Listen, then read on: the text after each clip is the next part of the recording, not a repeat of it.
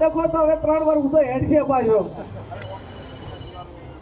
અને જે ગામ વધારે વોટ આપે એને 25 લાખ એટલે એને 25 લાખ વાળા ગામોની યાદી બનાવો એટલે પહેલા તો 25 લાખ વાળાને આપણે 2 લાખે ભાઈ તમે આ 25 લાખ વાળું પેનું કરો ત્યારે આ લોકશાહી છે એક વાલ્મીકી પરિવારનો વોટ હતો એની કિંમત એવડી છે અને દેશના વડાપ્રધાનના વોટની કિંમત પણ એવડી જ છે આટલા સંસાધનો સામે ચૂંટણી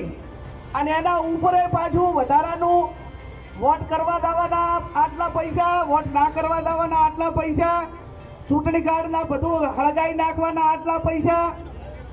પાછા વેવાઈના બધાઈને મેલે વધારાના સોગન ખાઈને માય કંઈક નિશાઉને કરીને વોટ કરવાના આટલા પૈસા એવું ખરું કે ને એમ અને પછી કે તમે હવે તો અમને વોટ આપવાના હોય તો ના કરવા દો તો આપશું એમ માની લેશું બૂથો ઉપર ડેરીના અધિકારીઓ બેઠેલા જે આમ કાયદેસર ચૂંટણીના 24 કલાક પહેલા મત વિસ્તારનો મતદાર ના હોય ના રહી શકે પણ તમે જોયું ને દાંતાની અંદર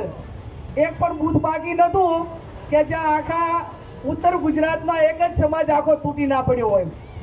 ત્યાંથી 2-2:30 વાગે ગયા તાર તો આયાની હિંમતને દાદ આપો નકલી પોલીસની પ્લેટો લગાવી દે નકલી CRPFની પ્લેટો લગાવી દે નકલી જે અમને વોટ માટે કરીને જે થવું હોય એ થવા માટેની વહીવટી તંત્રને એના ઉપરથી છૂટ પણ છતાં જ્યારે કુદરતને અહીંયા દેર હોય પણ અંધેર ના હોય જ્યારે લોકોએ નક્કી કર્યું હોય છે ત્યારે એમાં ઠીક છે આપણાને સંઘર્ષ મુશ્કેલીઓ ચડાવ ઉતાર સામનો બધોય આવે પણ અંતે જ્યારે આપણી નીતિ સાચી હોય નિયત સાચી હોય તો હું માનું ત્યાં સુધી એની અંદર કુદરત પણ મદદ કરતી હોય છે અને હવે તો આપણે તો એક સારું કર્યું ચૂંટણી દરમિયાન કે આપણે તો ભાજપ વાળાનો વિરોધ નથી કર્યો સમાજનો કોઈનો વિરોધ નથી કર્યો બીજા કોઈ સ્થાનિક આગેવાનોનો વિરોધ નથી કર્યો અમે તો કીધું હતું કે અમારી લડાઈ એ માત્ર સિદ્ધાંતો સાથે આટલા માટે કરીને છે અન્યાય સામે છે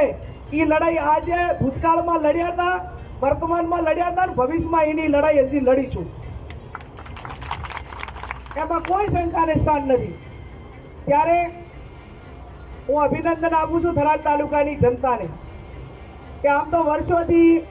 વિધાનસભાના ધારાસભ્ય તરીકે તમારા સારા માઠા પ્રસંગમાં મારે આવવાનું થતું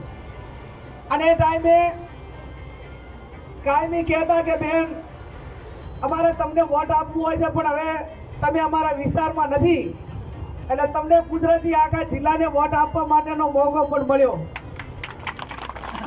અને મોકો કહેવા પૂરતો નહીં પણ તમે ખૂબ સારી રીતે જે લાગણી ભેર માન ભેર જે મદદ કરવી પડે